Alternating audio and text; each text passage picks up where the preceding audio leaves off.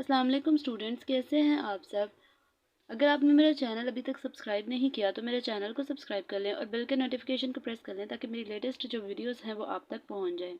तो जैसा कि हम लोगों ने एक्सरसाइज 1.5 का क्वेश्चन नंबर 1 और 2 मैंने अपनी प्रीवियस वीडियो में अपलोड कर दिया था।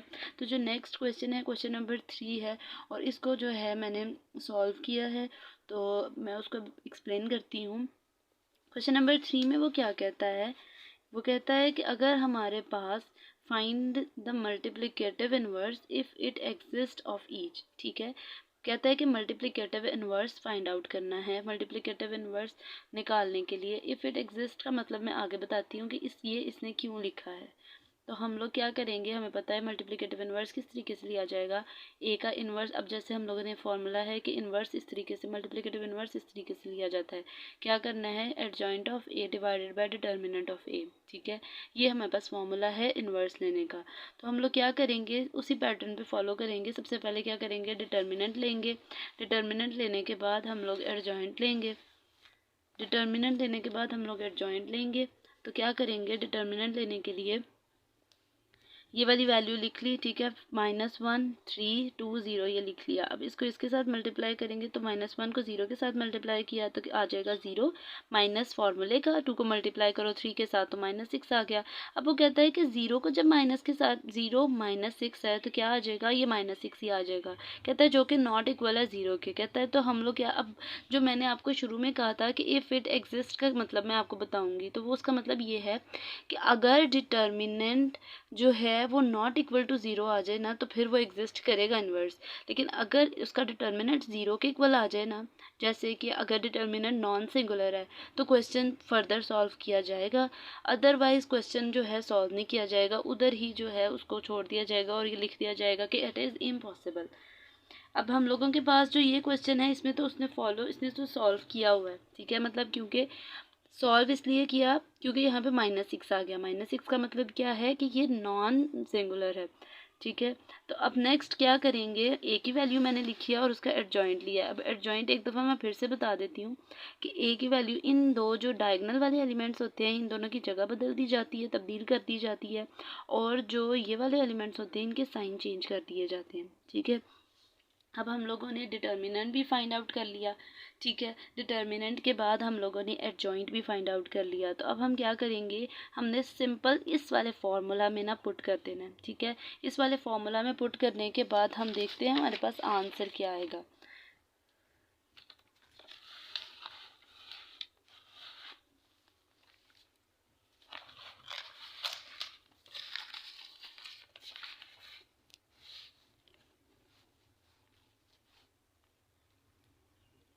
अच्छा जी, अब हम लोगों ने क्या किया है, ए का इन्वर्स फाइंड आउट करने के लिए क्या करना था, एडजॉइंट भी फाइंड आउट कर लिया, डिटर्मिनेंट भी ले लिया। लेने के बाद क्या करेंगे, हम लोगों ने एडजॉइंट की वैल्यू लिखी है, ठीक है, 0 -1 -3 -6, और डिटर्मिनेंट की वैल्यू लिख ली। अब यहाँ पे ये डिवाइड हो रहा है तो इसका मतलब कि 0 डिवाइडेड बाय -6 हो जाएगा, -2 डिवाइडेड बाय -6 हो जाएगा, -3 डिवाइडेड बाय -6 हो जाएगा, एंड -1 डिवाइडेड बाय -6 हो जाएगा। तो हमारे पास जब हम लोग, अब ये वैल्यू आ गई, नेक्स्ट क्या करेंगे, हम इसकी सिंपल कटिंग करेंगे। कटिंग करने से क्या होगा, यहाँ पे 0 को डिवाइड करो किसी भी नंबर के साथ, मतलब 0 को डिवाइड कर दो या मल्टीप्लाई कर दो किसी भी नंबर के साथ, आंसर 0 ही आना है, ठीक है।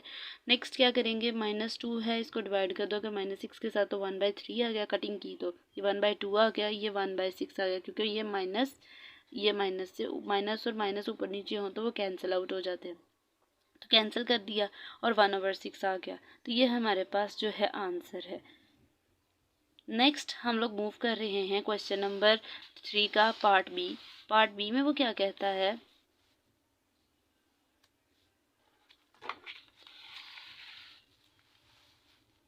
पार्ट बी में वो क्या कहता है कि हमारे पास वैल्यू है 1 -1 2 -3 और -5। अब जैसे हम लोगों ने इन्वर्स का फॉर्मूला बनाना हो तो क्या है, हम लोगों को सिंपल पता है कि इन्वर्स का मतलब क्या है कि पहली जो वैल्यू है, जो वैल्यू दी हुई है, हम लोग यहाँ पे पहले वाले में ए था ना, तो इसलिए हम लोगों ने A inverse is equal to adjoint of A divided by determinant of A कर लिया। नेक्स्ट अब हम क्या कर रहे हैं, हम मूव कर रहे हैं और जो क्वेश्चन हम लोगों का जो पार्ट बी है उस पर मूव कर रहे हैं, और जो इसका वो है इसको डिनोट किया गया है उन्होंने बी से किया है, तो हम क्या करेंगे, बी इन्वर्स लेंगे, ए एडजॉइंट ऑफ ए के इक्वल होगा और डिवाइड कर देंगे इसको डिटर्मिनेंट ऑफ बी के साथ। ये खुद से भी बनाया जा सकता है। तो क्या करेंगे, फर्स्ट ऑफ ऑल हम डिटर्मिनेंट लेंगे, सेम उसी पैटर्न पे इसको इसके साथ मल्टीप्लाई करेंगे, करने के बाद -5 आया, माइनस फार्मूले का -2 मल्टीप्लाई बाई 3 तो आ जाएगा -6, माइनस माइनस क्या हो जाएगा प्लस, तो +6 -5 ये क्या आ जाएगा 1 आ जाएगा। कहता है 1 भी नॉट इक्वल टू 0 है, तो कहता है कि इसका हम फर्दर इन्वर्स ले सकते हैं। क्यों? क्योंकि आंसर हमारे पास नॉट इक्वल टू 0 आया, मतलब आंसर नॉन सिंगुलर है।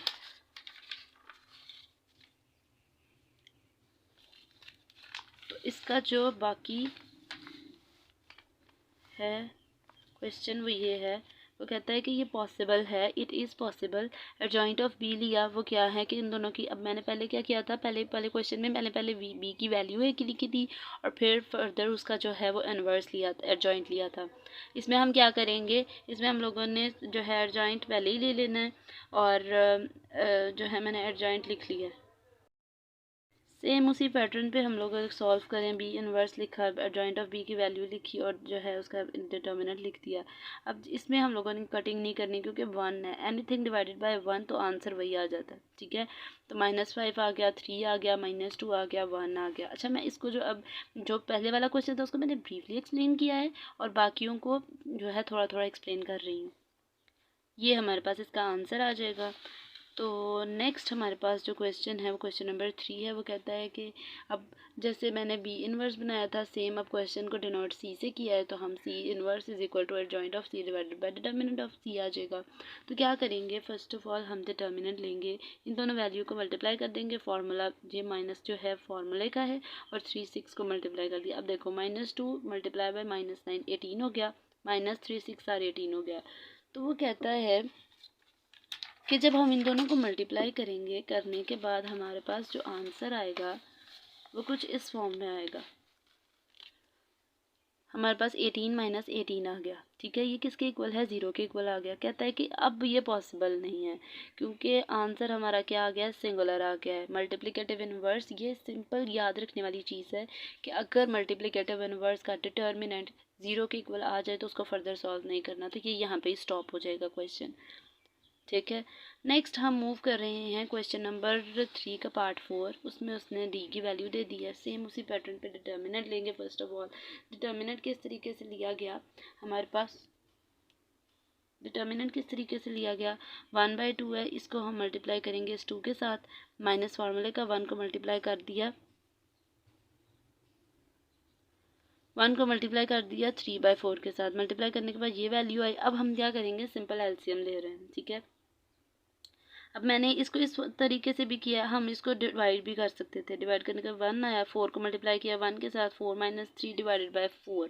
लेकिन मैंने और दूसरे पैटर्न से किया है, मैंने क्या किया, मैंने इसका एलसीएम लिया, 4 आया, इसको डिवाइड करने, अब नेक्स्ट हमारे पास 4 है, ठीक है। अब इसको क्या करते हैं, इसको इस वाली वैल्यू के साथ डिवाइड करते हैं और जो आंसर ऊपर आ जाता है ना उसको मल्टीप्लाई करते हैं ऊपर वाली टर्म के साथ, तो वो हमारे पास वैल्यू आती है। फिर इसको माइनस कर देंगे, 4 - 3 क्या आ गया, 1/4, वो जो कि नॉट इक्वल टू है 0 के। कहते तो अब ये फर्दर सॉल्व हो सकता है, इट इज़ पॉसिबल। नेक्स्ट हम क्या करेंगे, एडजॉइंट लिया, एडजॉइंट लेने से क्या होगा कि इन दोनों की जगह तब्दील कर दी जाती है और इन दोनों के साइन चेंज कर दिए जाते हैं। साइन चेंज करने के बाद जो हमारे पास फाइनल आंसर आया वो कुछ इस तरीके से आया।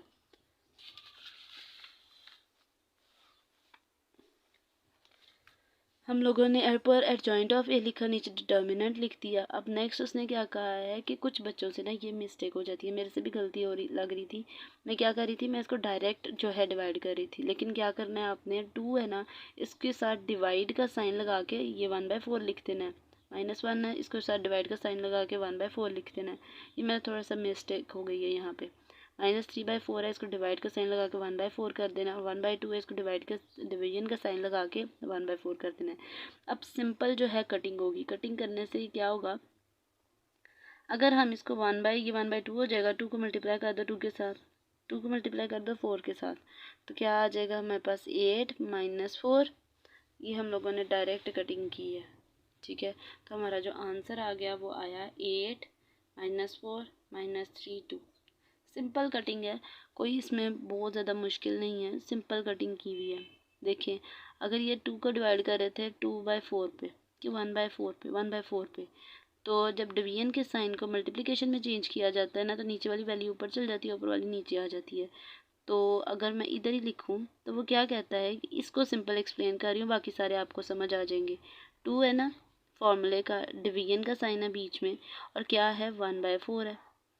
ठीक है, नेक्स्ट क्या करेंगे, डिवीजन को मल्टीप्लिकेशन में चेंज करने के लिए क्या करते हैं, 2 मल्टीप्लाई करते हैं तो ये वाली टर्म ऊपर चल जाती है और ऊपर वाली नीचे आ जाती है। तो क्या करेंगे, 4 हो गया। 4/1 का मतलब क्या है, 4 ही है। ठीक है, तो क्या करेंगे, 2 मल्टीप्लाई बाय 4, तो क्या आ गया, 8 आ गया हमारे पास। बाकी सारे भी क्वेश्चन जब डिवीजन को मल्टीप्लिकेशन में चेंज करते हैं तो ये जो रेशो होती है ये ऊपर चल जाती है, ये नीचे चल जाती है, कि कोई सी भी एक टर्म है, या तो इसको ऊपर नीचे कर लो या इसको ऊपर नीचे कर लो। तो ये था हमारे पास क्वेश्चन नंबर 3। अब हम मूव कर रहे हैं, इसका क्वेश्चन नंबर 4 है। क्वेश्चन नंबर 4 जो है वो थोड़ा सा आसान भी है और इतना मुश्किल नहीं है। ठीक है, क्वेश्चन नंबर 4 में वो कहता है कि इफ़ ए की वैल्यू दे दी है, ठीक है, एंड बी की वैल्यू भी दे दी है, देन वो कहता है कि हमारे पास जो क्वेश्चन पार्ट 1 है वो कहता है A adjoint of A is equal to adjoint of A की मल्टीप्लाई कर दो ए के साथ, और ये कहता है इन सब की वैल्यू ना इक्वल आनी चाहिए। तो फर्स्ट ऑफ ऑल हम क्या करेंगे, हमने ए की वैल्यू ली 1 2 4 6 थी। ठीक है, फिर हम क्या करेंगे, इसका एडजॉइंट ले लेंगे। एडजॉइंट लिया तो इन दोनों की हम लोगों ने जगह तब्दील कर दी और इन दोनों के साइन चेंज कर दिए, बस ये एडजॉइंट होता है। फिर हम लोगों ने ये वैल्यू एडजॉइंट ऑफ ए बनाई। नेक्स्ट हमने डिटर्मिनेंट लेना। ठीक है, डिटर्मिनेंट ले लिया तो हमारे पास डिटर्मिनेंट जो है ना वो -2 आ गया, जो कि नॉट इक्वल है 0 के। अब नेक्स्ट हमारे पास जो वैल्यू आई वो कहता है ए को मल्टीप्लाई करो अगर एडजॉइंट ऑफ ए के साथ। अब ये मल्टीप्लिकेशन होने लगी है। ठीक है, तो मल्टीप्लिकेशन किस पैटर्न पे सॉल्व होगी, सिंपल जो मैंने आप लोगों को क्वेश्चंस बताए थे वो जो हम लोगों ने सॉल्व किए थे उसी पैटर्न पे मल्टीप्लिकेशन सॉल्व हो जाएगी। तो हमारे पास जो आंसर आ जाएगा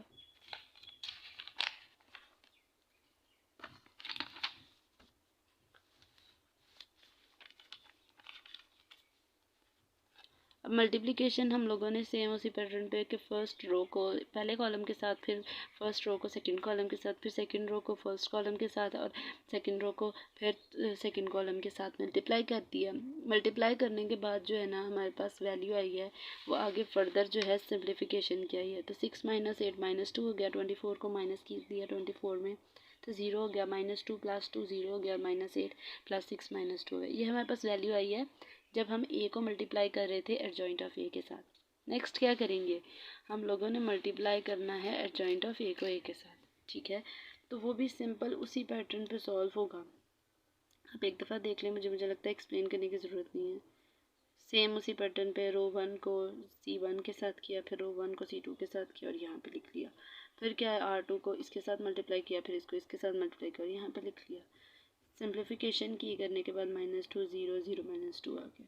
अब हमारे पास ए को जब मल्टीप्लाई किया था जॉइंट ऑफ ए के साथ तो भी -2 0 0 -2 आया, और जब हम लोगों ने मल्टीप्लाई कर दिया जॉइंट ऑफ ए को ए के साथ तब भी हमारे पास ये वैल्यू आई। लास्ट जो है वो इजी है, उसको सिर्फ मल्टीप्लाई कर देना डिटर्मिनेंट ऑफ ए को आइडेंटिटी के साथ। तो कहता है कि अब आपने ये लिख लेना है, ये अच्छा लगता है पेपर पे लिखा हो कि एज वी नो दैट, जैसा कि हमें पता है कि आइडेंटिटी की वैल्यू क्या होती है। अगर 2 × 2 का मैट्रिक्स हो तो 1 0 0 1 होती है। इसको हम लोगों ने डिटर्मिनेंट के साथ मल्टीप्लाई कर दिया और हमारे पास ये आंसर आ गया। ठीक है, नेक्स्ट हम मूव कर रहे हैं इसी के पार्ट बी पे। पार्ट बी भी इसका सिंपल ही है, इजी ही है, जो ज़्यादा मुश्किल नहीं है। बी को मल्टीप्लाई करना है बी के इन्वर्स के साथ, आइडेंटिटी के इक्वल आना चाहिए, और बी इन्वर्स को मल्टीप्लाई करोगे बी के साथ तो भी आइडेंटिटी आना चाहिए। हम क्या करेंगे, बी लिया, जॉइंट ऑफ बी ले लिया, इसका जो है हम लोगों ने डिटर्मिनेंट ले लिया। लेने के बाद हमारे पास ये वैल्यू आई।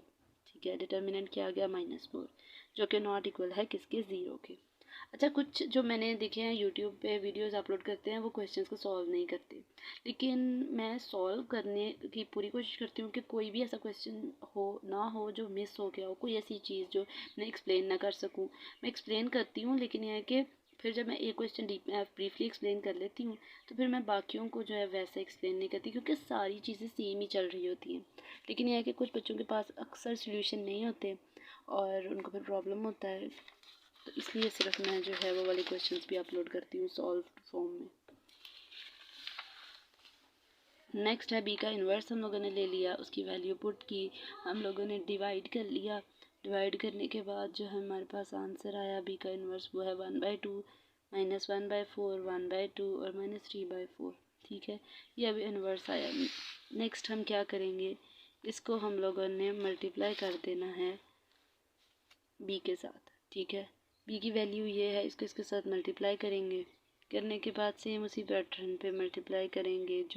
जो हमारे पास वैल्यूज़ आएंगी उसका एलसीएम लिया, 2 आ गया। 3 - 1 क्या आता है 2, तो 2 को डिवाइड कर दिया 2 पे, तो क्या आ जाएगा 1 आंसर आ जाएगा। अच्छा, जो ये हम लोगों ने किया ये माइनस है, -3/4 है, ये +3/4 है। सेम वैल्यूज़ हों और अपोजिट साइन हो तो वो कैंसिल आउट हो जाता है। इधर भी सेम वैल्यू है, अब जहाँ कुछ नहीं होता वहाँ पे क्या होता है प्लस। ठीक है, यहाँ पे प्लस है तो same values opposite sign cancel out हो जाते हैं। यहाँ पे भी ये कैंसिल आउट हुए तो 0 बचा, इधर भी 0 आ गया, इधर भी 0 आ गया। तो जो इसकी हम लोगों ने एलसीएम है ना वो मैंने ये लिया। ठीक है, तो इसका आंसर ये 1 आया, 1 आ गया, which is equal to identity. अब जो है हम लोगों ने ये आइडेंटिटी के इक्वल आ गया। नेक्स्ट बस जो सॉल्व करना था वो ये था कि बी के इन्वर्स को भी मल्टीप्लाई कर देना है बी के साथ। तो बी के इन्वर्स को जब मल्टीप्लाई करेंगे तो वो कुछ इस तरीके से इसकी आ जाएगी हमारे पास मल्टीप्लिकेशन। मैं इसको एक्सप्लेन नहीं कर रही, अगर आपने बस लिखना है या जो मैंने पहले मल्टीप्लिकेशन के क्वेश्चंस कराए थे अगर उसी पैटर्न पे सॉल्व करेंगे तो ये क्वेश्चन सॉल्व हो जाएंगे। नेक्स्ट मैंने क्या किया, इसका एलसीएम लेना है। एलसीएम भी उसी तरीके से पहले 4 को एलसीएम लिया। ठीक है, इसको फिर इस 4 को इस पर डिवाइड करते हैं, 2 बचा, उस 2 को मल्टीप्लाई कर देते हैं 3 के साथ। 2 3 6 6 -2 तो 4/4 हो गया। ये क्या है, -2 है +2 है डिवाइड बाय 4। इस +6 है -6 है डिवाइड बाय 4 और ये -2 है +6 है डिवाइड बाय 4। तो जब सेम वैल्यूज़ हो और अपोजिट साइन हो तो क्या हो जाता है, 0 हो जाता है। ठीक है, तो 0/4 0/4 4/4 4/4 तो 1/0 1 0 0 1 आ गया, which is equal to identity. अगर आपने स्क्रीनशॉट लेना है इसको तो इसका स्क्रीनशॉट ले सकते हैं। अच्छा, मैंने ना एक चीज़ और एक्सप्लेन करनी थी कि कुछ बच्चे ये भी पूछ सकते हैं कि अगर मैम कुछ मतलब क्वेश्चन एग्जिस्ट क्यों नहीं करता। ठीक है, मतलब ये है कि जब हमारे पास नॉन सिंगुलर आ गया, मतलब अगर आंसर पार्ट 3 में 0 आया था, क्वेश्चन नंबर 3 के पार्ट 3 में आंसर 0 आया था, कहता है ये एग्जिस्ट क्यों नहीं करता। तो हम लोगों का वो क्या था, सी का इन्वर्स था, which is equal to adjoint of C. Adjoint of C और divided by determinant of C था। डिटर्मिनेंट ऑफ सी हमारे पास 0 आ गया था। अगर हम इसको पुट करें तो क्या करेंगे, एडजॉइंट ऑफ सी कोई भी वैल्यू लिख लो, 1 2 3 4 लिख ली, और इसको डिवाइड कर दो इसको 0 के साथ। कहता है फिर क्या होगा, फिर हम इसको अलग-अलग कर देंगे। करने के बाद क्या होगा, इधर भी 1/0 आ जाएगा, इधर 2/0 आ जाएगा, 2/0 आ जाएगा, इधर क्या आ जाएगा 3/0 आ जाएगा। ये सिर्फ समझाने के लिए कर रही हो, तो 4/0 आ जाएगा। तो वो कहता है कि जब 1 के डिवाइड किया जाए और नीचे 0 की वैल्यू आ जाए तो आंसर इन्फिनिटी आ जाता है। इन्फिनिटी का मतलब ये है कि हमें नहीं पता वो कौन सी वैल्यू है। ठीक है, तो फिर इस वजह से सिंपल उसने कहा है कि जो है वो एग्जिस्ट ही नहीं करता। कितने ज़्यादा बच्चों को इस चीज़ में पता ही नहीं होगा कि क्यों ऐसे हुआ, आंसर इन्फिनिटी क्यों आया। तो आंसर इन्फिनिटी आ जाता है, दैट्स वाई वो एग्जिस्ट नहीं करता। तो ये थी मेरी आज की वीडियो। इंशाल्लाह नेक्स्ट वीडियो जो होगी वो क्वेश्चन नंबर 4 की 5 की होगी और 6 की होगी। तो मेरी जो ये एक्सरसाइज 1.5 है वो कंप्लीट हो जाएगी। और फिर जो है नेक्स्ट वीडियो जो है फिर मैं क्वेश्चन जो टॉपिक है हमारे पास 1.6 वो है ग्रामर रूल और एडजॉइन वो जो दूसरा होता है मैट्रिक्स इन्वर्स मेथड है या हाँ जी इन्वर्जन मेथड है। तो वो उसको भी मैं आपको ना 4 ईजीएस्ट स्टेप्स में समझाऊंगी कि वो किस तरीके से सॉल्व होते हैं। तो होपफुली आपको मेरी वीडियो अच्छी लगी होगी। तो तब तक के लिए नेक्स्ट वीडियो के लिए अल्लाह हाफिज़।